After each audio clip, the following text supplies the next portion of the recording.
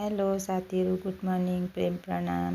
आज फेरि एउटा अचारकै भिडियो हाल्नु मन पर्यो होइन। अनि यो चाहिँ हो मलेडोको जाम, यसलाई खट्टा मिठा पनि भन्छ।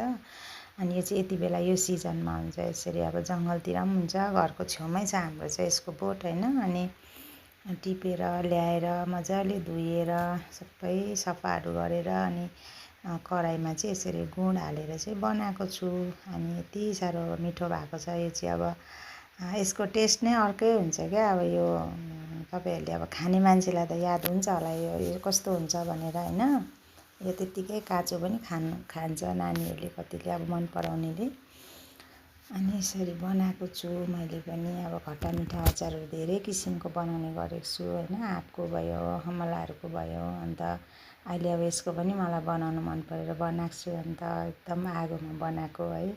अब मेहनत त छ यो बनाउनुमा, मेहनत गरेअनुसार तर यति साह्रो मिठो भएको छ नि। रोटीसँग खाँदा हुन्छ होइन, खानासँग खाँदा हुन्छ। एकदम भिटामिन सीले भरपुर हो यो चाहिँ है। तपाईँहरूले पनि यसलाई टेस्ट गर्न सक्नुहुन्छ। हुन्छ, थ्याङ्क्स फर वाचिङ।